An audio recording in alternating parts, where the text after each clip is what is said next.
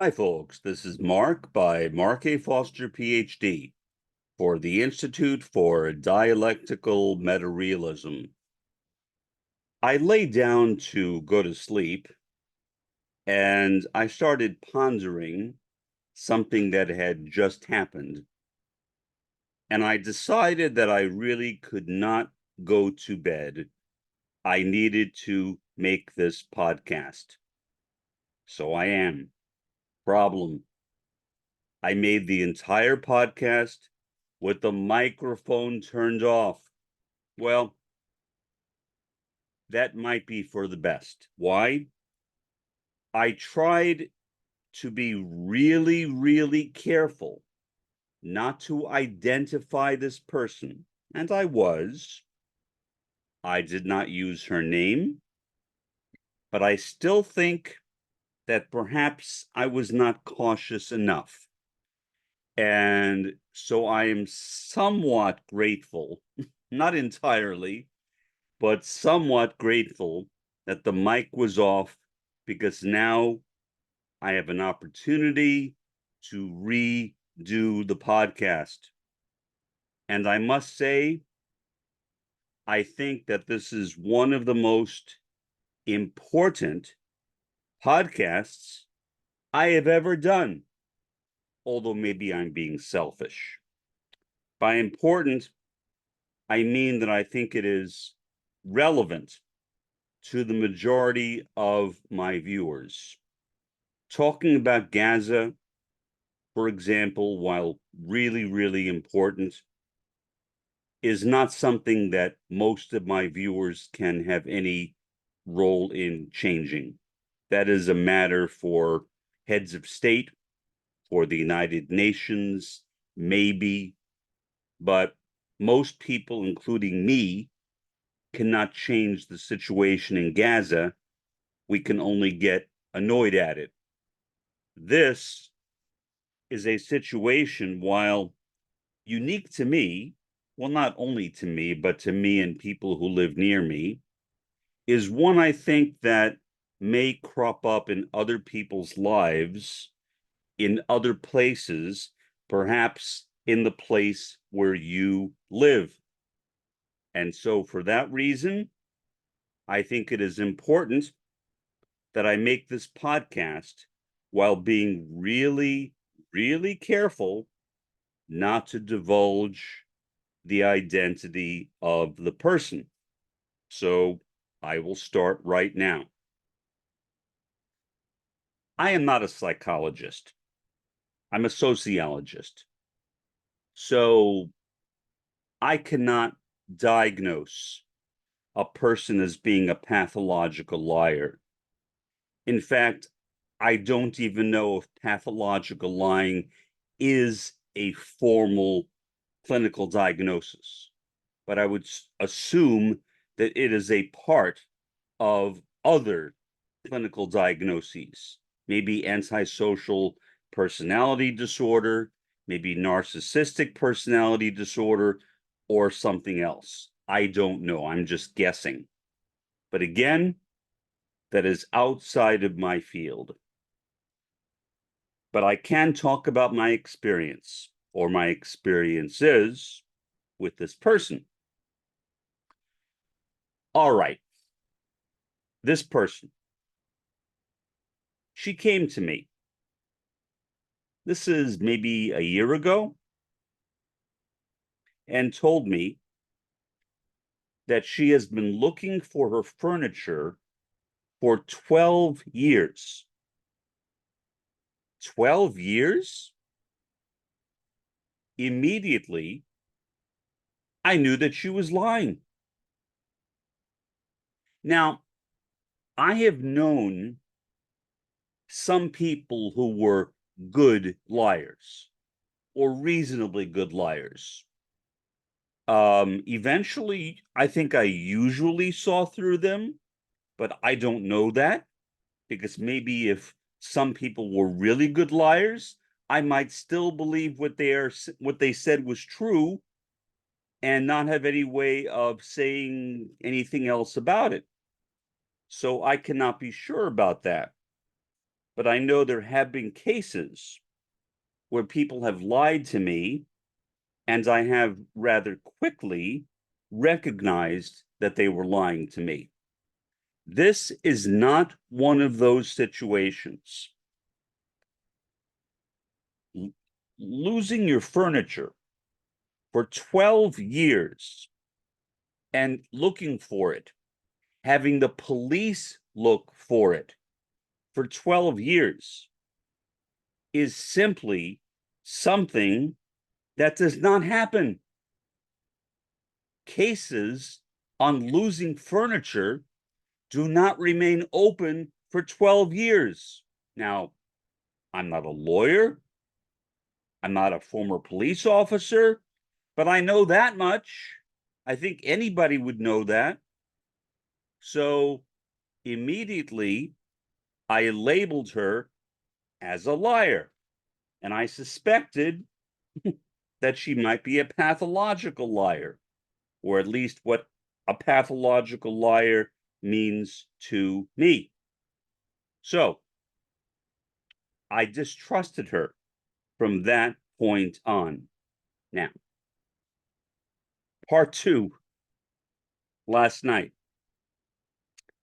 the same person called a meeting of all the residents in this place where I live. And she also asked members of the board to show up at the meeting.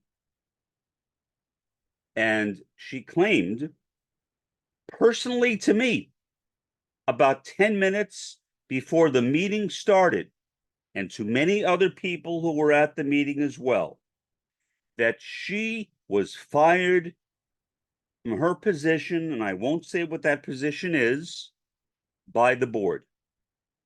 She was not fired. When the board confronted her and said, "We never fired you," she had no response. That is a really bad liar. I mean, a good liar is someone, I think, who would tell a lie which would be hard to disprove. Her lie was disproved in a matter of seconds. First, all of us who she had lied to, who were in the room, said yes, she told us this.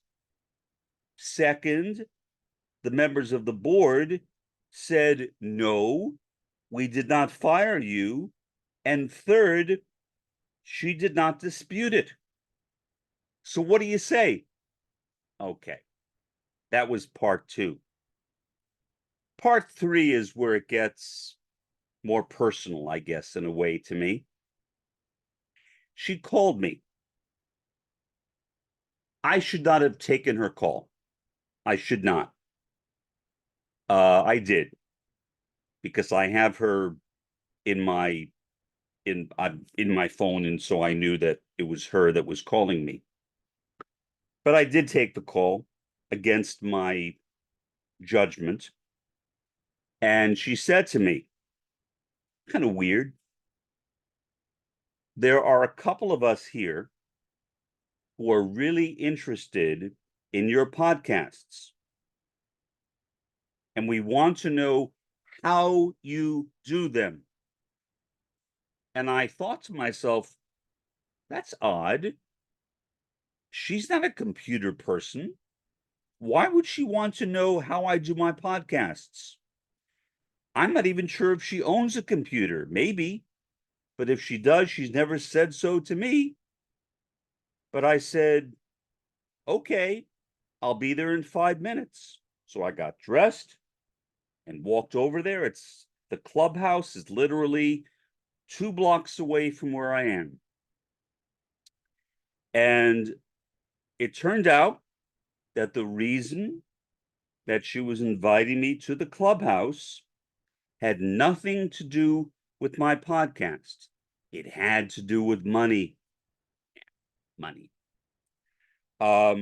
She claimed, and in retrospect, I don't know if she was telling me the truth on that either.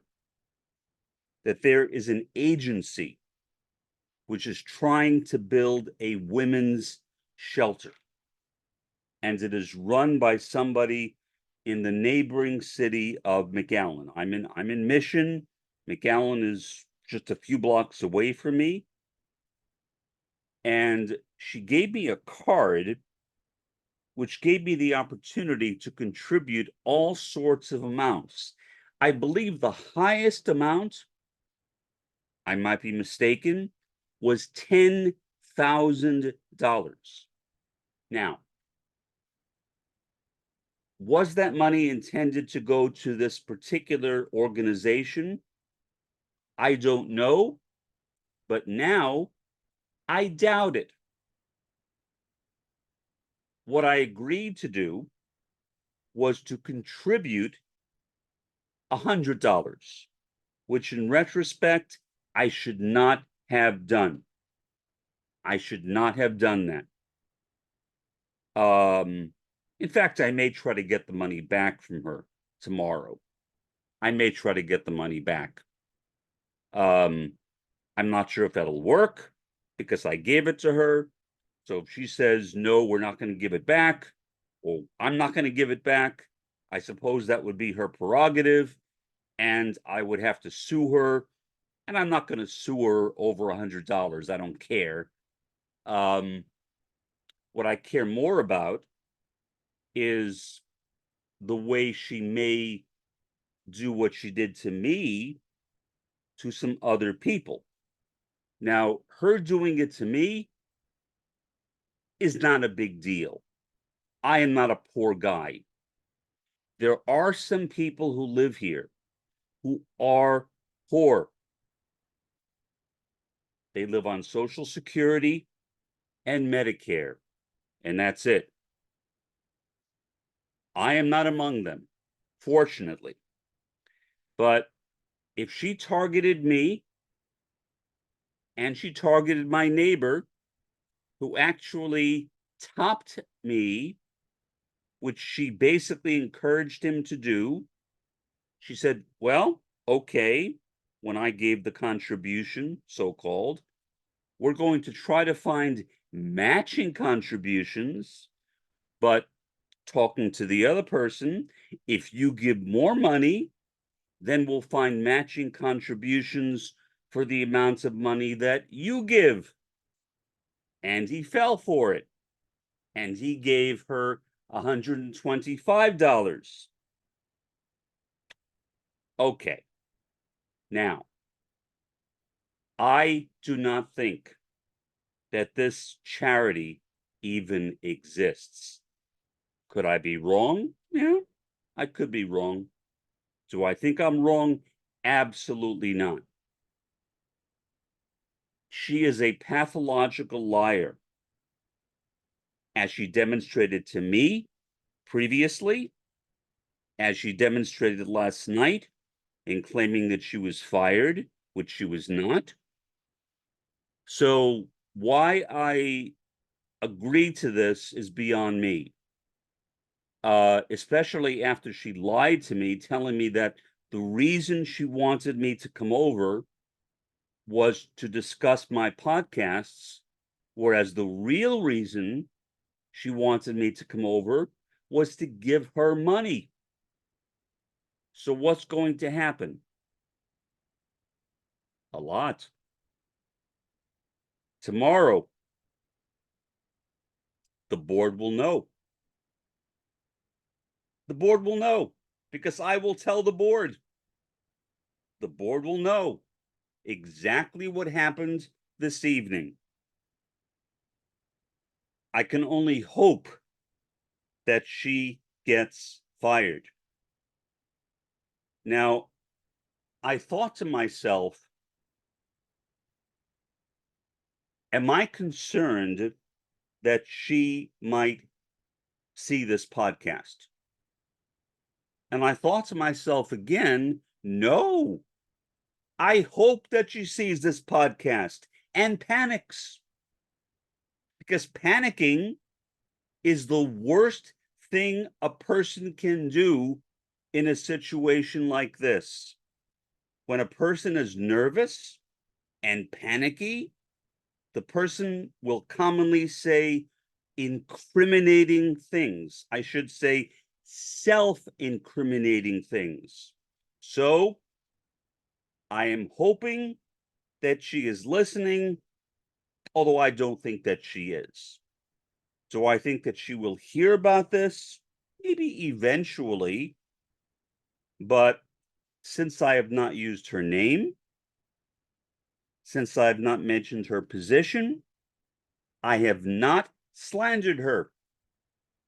I am not a lawyer, so I am not qualified to say what the law is on slander, but I do know that I have not done it, that I have not slandered her.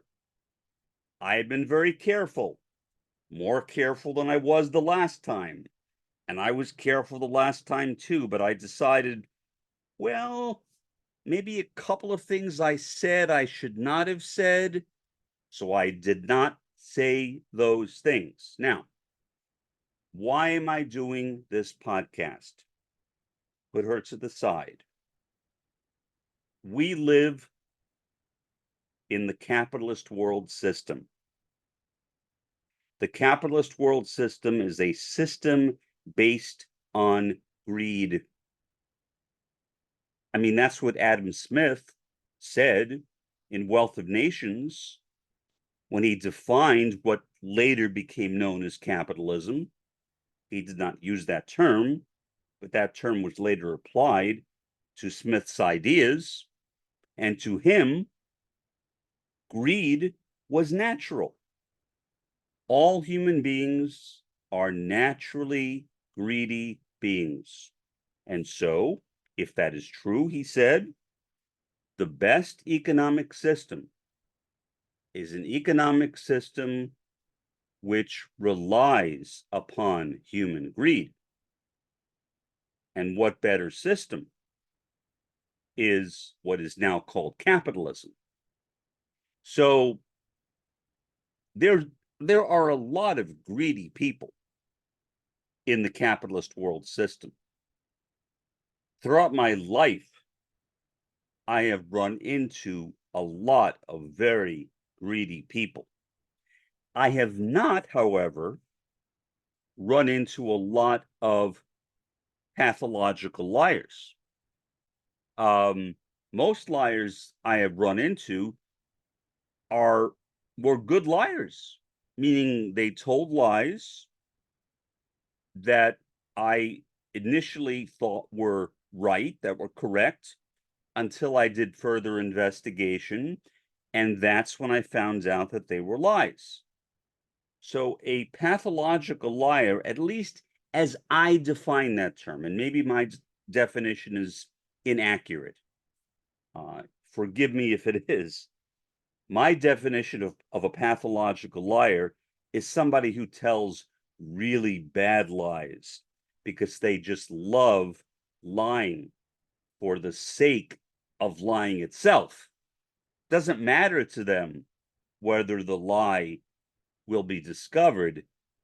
Lying for them is simply a hobby. It's a purely, I guess you could say, maybe a recreational activity, like a sport, maybe. And that is how I see my experiences with this person. It appears to me, and again, I'm being cautious, that this person treats lying as a sport, but that this person is also greedy. I think that maybe she was hoping, I don't know, that I might have given her $10,000. I have no idea. The person who followed me in the room, who was a friend of mine, topped me by $25. I need to tell him more about this situation because I should not have given her that money. I admit that was a mistake. I did it because I'm a generous person. I'm just by disposition a generous person. Maybe that makes me vulnerable to that, I suppose. But when she mentioned a center for women who were abused, my compassion was triggered. I am very compassionate toward women and children who are abused. And so I willingly gave her the money. But now, in retrospect, I think I literally just gave her the money, if you get what I mean. In other words, there is no such charity. The charity is her, as she demonstrated repeatedly to me. I can tell you this, that the position that she has now, she had once before here, and she was fired from it. Now, the explanation that she gave me for why she was fired, at that time, that was when I first met her, I had no reason to think that she was telling me a lie. Now I think that she was doing precisely that. So, in conclusion, my counsel is this: be very, very careful. Okay? Speaking as a social scientist, as somebody who has studied human behavior in depth, there are people who will try to take advantage of you if they can. Don't give them that opportunity, especially people who live anywhere near you, because they will be the first people to look around at them for targets. And if you happen to live around them, you will be an easy target. That is my recommendation. Take it or leave it. For the time being, this has been Mark by Mark A. Foster, Ph.D., for the Institute for Dialectical Meta-Realism. Have a pleasant day and an even better day tomorrow.